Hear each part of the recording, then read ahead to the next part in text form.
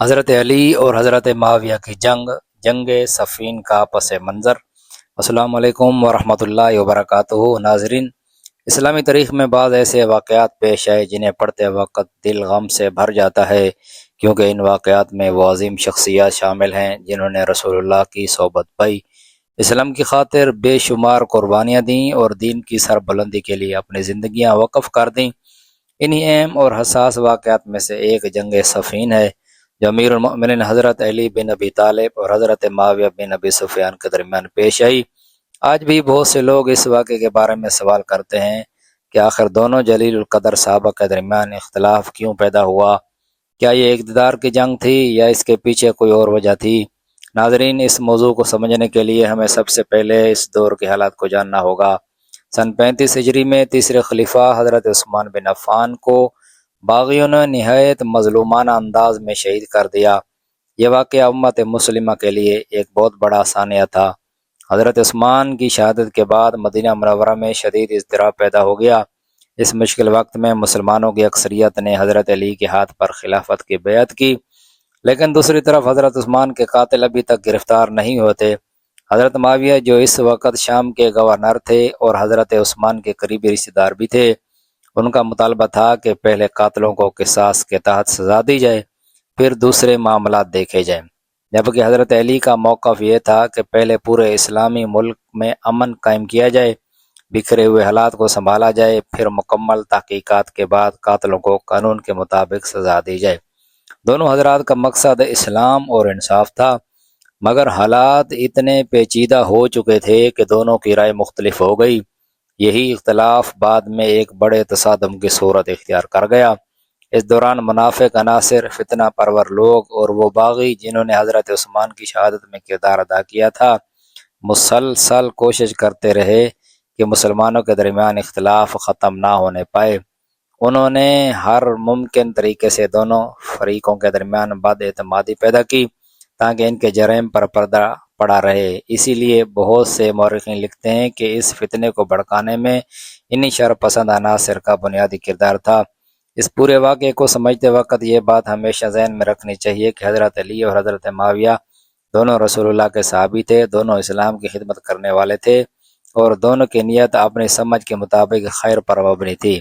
اگرچہ اجتہاد میں اختلاف پیدا ہو گیا تھا، کئی مہینوں تک دونوں جانب سے خطوط، مذاکرات اور صلح کی کوششیں ہوتی رہیں۔ حضرت علی رضی اللہ تعالیٰ عنہ کی خواہش تھی کہ مسلمانوں کا خون نہ بہے، جبکہ حضرت امیر معاویہ بھی حضرت عثمان کے خون کا قصاص چاہتے تھے۔ بالآخر دونوں لشکر دریائے فرات کے قریب صفین کے مقام پر آمنے سامنے آ گئے۔ ابتدا میں کئی دن تک جنگ نہیں ہوئی، بلکہ بات چیت اور مصالحت کی کوششیں جاری رہیں۔ بعض روایت کے مطابق دونوں طرف کے بہت سے صحابہ بھی یہی چاہتے تھے کہ کسی نہ کسی طرح معاملہ صلح پر ختم ہو جائے، لیکن تاریخ گواہ ہے کہ فتنہ پرور عناصر نے حالات کو اس نہج پر پہنچا دیا کہ آخرکار جنگ چھڑ گئی۔ جنگ صفین کئی دن جاری رہی، دونوں طرف سے بڑی تعداد میں مسلمان شہید ہوئے۔ یہ اسلامی تاریخ کا ایک نہایت افسوسناک باب ہے، کیونکہ دونوں طرف کلمہ پڑھنے والے مسلمان موجود تھے۔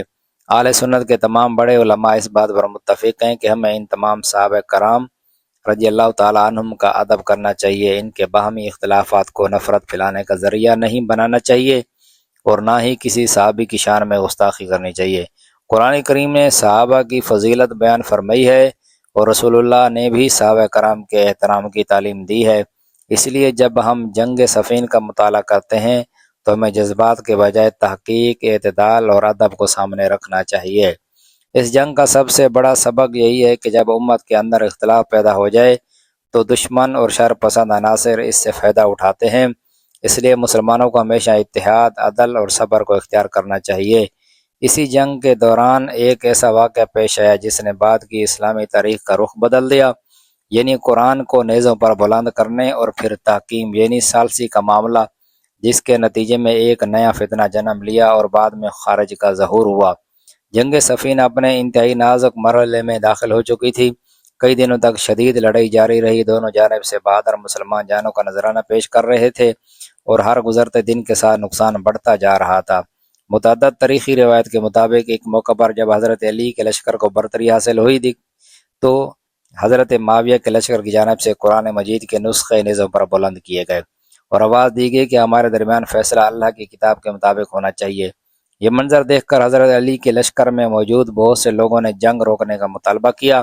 حضرت علی نے بعض روایت کے مطابق اپنے ساتھیوں کو سمجھایا کہ اس مطالبے کے پس منظر کو بھی سمجھنا چاہیے، لیکن لشکر کے ایک بڑے حصے نے جنگ جاری رکھنے کا انکار کر دیا۔ حالات اس نیج پر پہنچ گئے کہ حضرت علی نے مسلمانوں کے مزید خون سے بچنے کے لیے ثالثی یعنی تحکیم پر آمادگی ظاہر کر دی۔ دونوں جانب سے نمائندے مقرر کیے گئے تاکہ قرآن و سنت کی روشنی میں مسئلے کا حل نکالا جا سکے، لیکن افسوس کہ یہ معاملہ بھی امت میں مکمل اتفاق پیدا نہ کر سکا۔ حضرت علی کے لشکر کے کچھ افراد جنہوں نے پہلے خود ثالثی پر زور دیا، بعد میں اسی فیصلے کے خلاف کھڑے ہو گئے اور انہوں نے نعرہ لگایا، حکم صرف اللہ کا ہے۔ یہی گروہ بعد میں خوارج کے نام سے مشہور ہوا۔ انہوں نے نہ صرف حضرت علی بلکہ حضرت معاویہ اور دیگر صحابہ پر بھی سخت اعتراضات شروع کر دیے۔ حالانکہ اہل سنت کا عقیدہ یہ ہے کہ یہ تمام جلیل القدر صحابہ اپنے اجتہاد کے مطابق عمل کر رہے تھے۔ بعد میں انہی خوارج میں سے ایک شخص عبد الرحمن بن ملجم نے حضرت علی پر حملہ کیا اور آپ کو شہید کر دیا۔ یوں امت ایک اور عظیم سانیے سے دوچار ہوئی۔ اس واقعے نے ثابت کر دیا کہ جب انتہا پسندی، جذبات اور تکبر عقل و حکمت پر غالب آ جائیں تو اس کا نقصان پوری امت کو اٹھانا پڑتا ہے۔ ناظرین، جنگ صفین سے ہمیں کئی اہم اسباق ملتے ہیں۔